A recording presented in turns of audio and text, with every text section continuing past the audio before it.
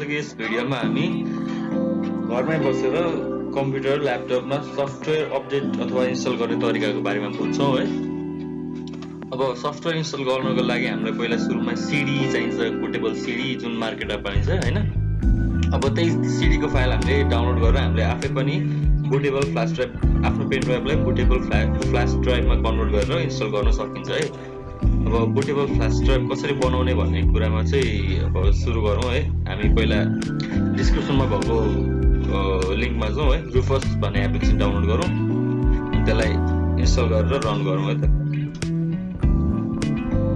अनि हामीलाई चाहिने हाम्रो आइएसओ टेक्स्ट इमेज भन्ने हुन्छ, त्यो पनि गुगलबाट सर्च गरेर डाउनलोड गरौँ है। विन्डोज 7, 8, 10 जेको लागि पनि फ्रीमै पाइन्छ, त्यो डाउनलोड गरौँ। त्यसपछि रुफस सुरु गर्दा रुफस यस्तो देखिन्छ है। अब यहाँ डिभाइस भनेको छ, डिभाइसमा मैले मेरो पेन ड्राइभ जोड्छु। यो पेन ड्राइभ चाहिँ 4 GB भन्दा माथिको हुनुपर्छ है। अब टेक्स्ट इमेज र आइएसओ इमेज भनेको छ, यहाँ म सेलेक्ट गर्छु।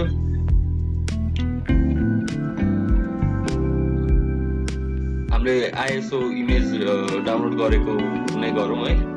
विन्डोज 10 छ मसँग छ, म त्यही इन्स्टल बनाउँछु बुटेबल टेक्स्ट है। अनि यो पार्टिसन स्किम भनेको छ, यो चाहिँ जीपीटी र एमबीआर हुन्छ। त्यो चाहिँ आफ्नो कम्प्युटरको प्रपर्टिजमा गएर हेर्नुपर्छ है। त्यसको लागि हामी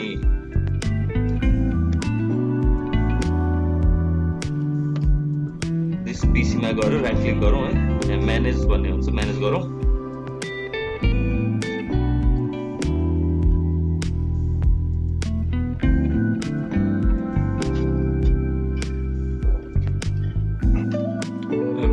ओपन भएपछि टेक्स्ट म्यानेजमेन्टमा जाउँ है। अनि टेक्स्ट जेरोमा गएर राइट क्लिक गरौँ अनि प्रपर्टिज गरौँ। यो प्राइमेरी टेक्स्ट हो हाम्रो है। अब यसमा भोल्युमसँग गरेर मेरो गाइड पार्टिसन टेबल भनेको चाहिँ जीपीटी छ। अब आफ्नो सिस्टम अनुसारको हुन्छ है। मेरो चाहिँ जीपीटी छ, म जीपीटी गर्छु। फेरि रुफसमा जाउँ है। अनि यहाँ जीपीटी चाहिँ जीपीटी नै सेलेक्ट गरौँ। अब टार्गेट सिस्टम यो आफै यसले नै उयो गर्छ है। अब हामीले गरिदिनु पर्ने सबै डिफल्ट छोडिदिउँ अनि स्टार्ट गरिदिउँ। अब यसले हाम्रो पेन ड्राइभमा भएको सबै चिज फर्मेट गरेर पेन ड्राइभमा त्यो टेक्स्ट इमेज इन्स्टल गरिदिन्छ बुटेबल बनाइदिएर। अब हामीले यो कम्प्लिट भइसकेपछि यो मेरो पेन ड्राइभ युज गरेर हामीले कुनै पनि कम्प्युटरमा नयाँ सफ्टवेयर इन्स्टल गर्न मिल्छ है।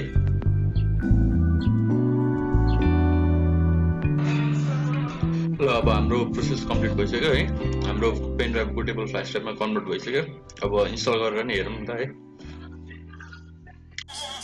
बुटेबल ड्राइभ क्रिएट गरिसके पछाडि अब यो पेन ड्राइभमा बुटेबल ड्राइभ बनाइयो भने अब यो जुन कम्प्युटरमा इन्स्टल गर्नुपर्ने त्यो कम्प्युटरमा गएर पहिला पेन ड्राइभ राखौँ है। अनि त्यसपछि रिस्टार्ट गरौँ।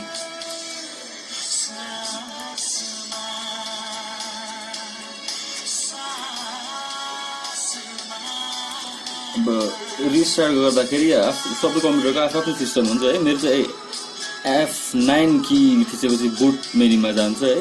अब डेलको हो भने F12 हुन्छ, त्यस्तै आफ्नो सिस्टम अनुसारको हुन्छ।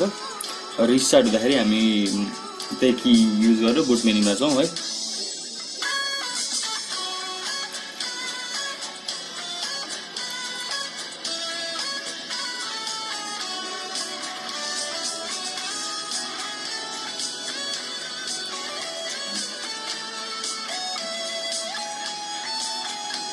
बुट मेनुमा आयौँ है। अब USB hard drive flash disk भनेको छ। ओएस बुट फ्रम फ्ल्यास 6 हामी युएसबी हार्ड ड्राइभ फ्ल्यास 6 मा जाउँ है। इन्टर गरौँ।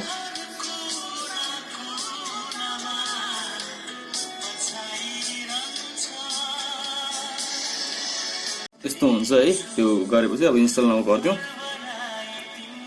एकछिन टाइम लाग्छ सेटअप स्टार्ट गर्नलाई।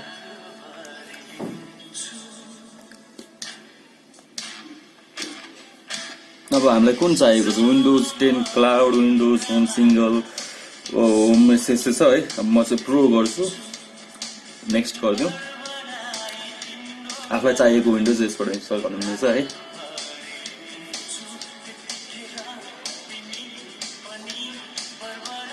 एकछिन टाइम लाग्छ।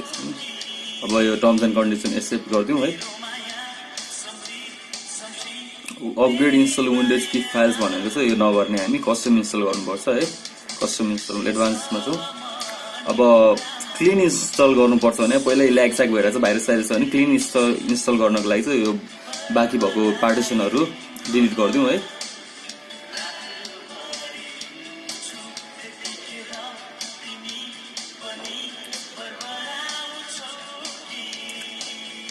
डिलिट गर्न मिल्ने जति डिलिट गरिदिउँ है। डिलिट गर्न नमिल्ने सिस्टमले डिलिट गर्न दिँदैन। यो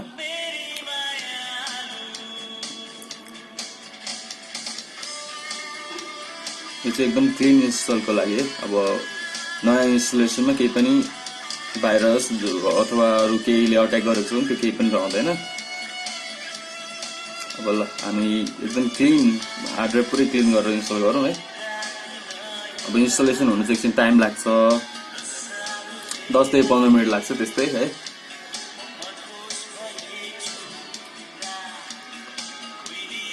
कपिङ विन्डोज फाइल 0% चाहिँ अब यो सबै कम्प्लिट भइसकेपछि इन्स्टल भइसक्छ है।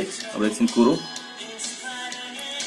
इन्स्टल भइसकेपछि यस्तो देखाउँछ है। अब सेटअप गरौँ ल guys, thank you for your time है।